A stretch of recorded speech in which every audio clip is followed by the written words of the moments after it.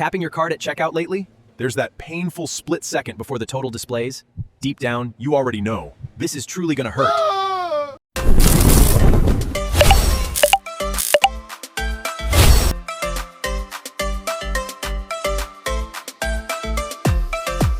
And it does, every single time. Things that used to cost $3 now cost $6, $7, sometimes even $8. The surprising part is that you're not imagining it. Prices really have changed. Inflation is real, and it is here to stay. Government data shows U.S. consumer prices have risen by roughly 29% since 2020. I knew it! That's not a temporary spike. It's a permanent shift in what your money is worth today.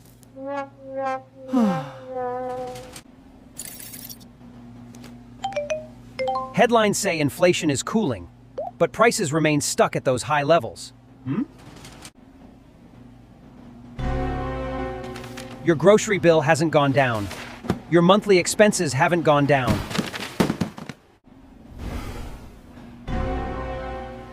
Powerful forces are working together to keep prices elevated.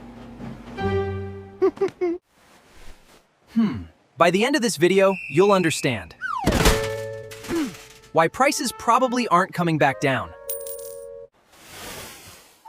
Let's start with the biggest misunderstanding almost everyone has about inflation. When people hear inflation is cooling, they assume prices fall. But that's not what's happening. A lower inflation rate simply means prices rise slowly, not that they're cheaper.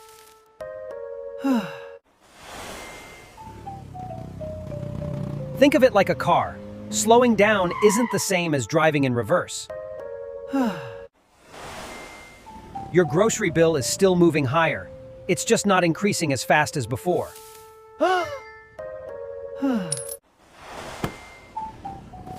Since 2020, prices have risen by about 29%. This is creating a new normal for costs.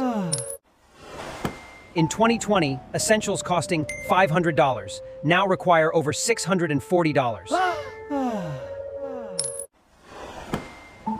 Inflation compounds. New increases are added on top of already higher prices.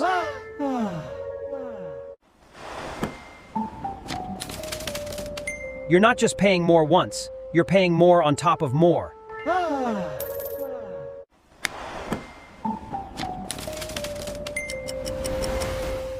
So how did we end up here? The answer begins in 2020.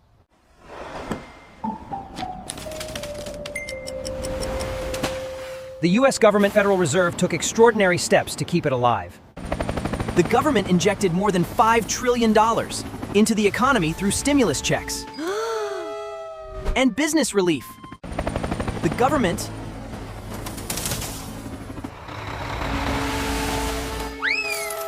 and business relief.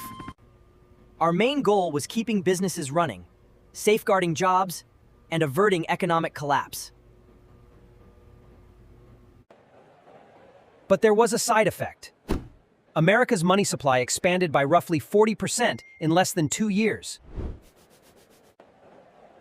That's one of the fastest increases in the nation's modern history.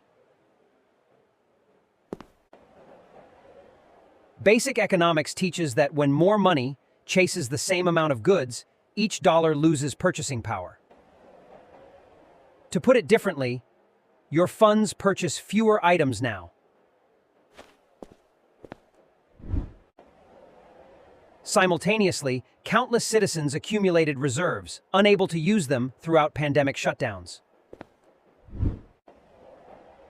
Once bans lifted, folks hurried to acquire vehicles, furniture, tech, renovation gear, and numerous other items.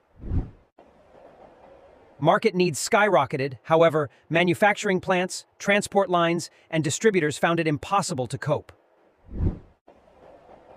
Market needs skyrocketed, however, manufacturing plants, export lines, and distributors found it impossible to cope. But that growing money supply wasn't the only factor. At the same time, global supply chains were beginning to break down.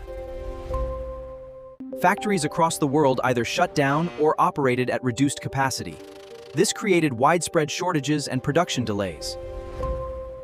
Major ports became overwhelmed, with cargo ships waiting offshore for days, and sometimes even weeks before they could unload. The cost of shipping a single ocean container skyrocketed. This forced companies to spend far more just to transport goods. Those higher transportation costs didn't disappear. They were passed directly on to consumers in the form of higher prices. Then another major crisis emerged: the global microchip shortage. Automakers couldn't secure enough computer chips. This forced them to slow or even halt production of new vehicles.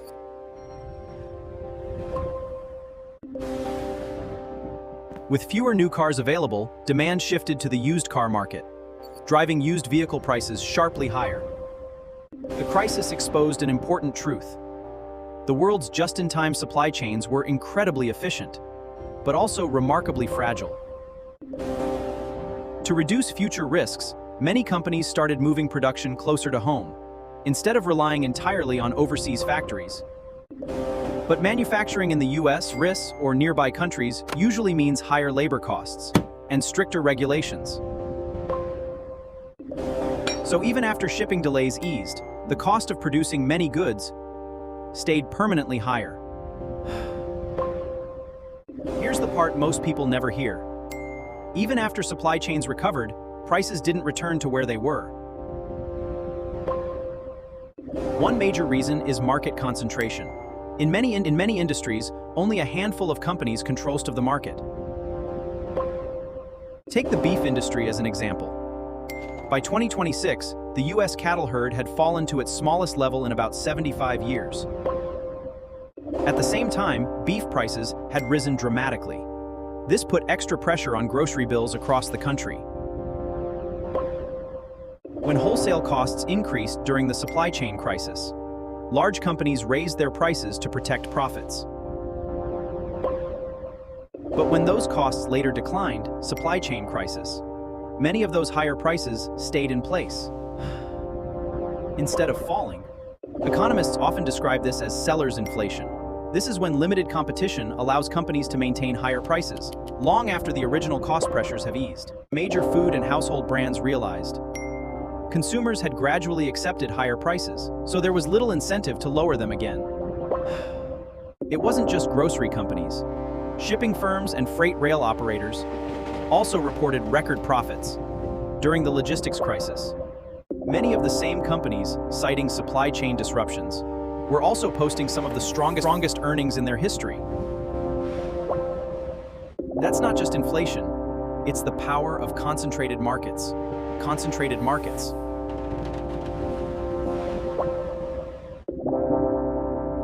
But there's one final piece of the puzzle, and it's the reason your monthly bills are still climbing today. Vehicle coverage, medical care, and daycare, house upkeep, and even power and water have all continued getting more expensive. Vehicles today are packed with sensors, cameras, and computers. This makes fixing them far more costly than just a few years ago.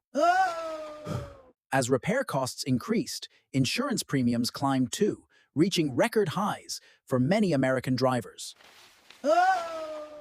At the same time, businesses had to raise wages to attract and keep workers during the labor shortage, and unlike shipping costs, wages rarely go back down. That's why today's higher prices are likely here to stay. The real solution isn't waiting for prices to fall, it's understanding these forces and finding ways for incomes to grow faster than the cost of living.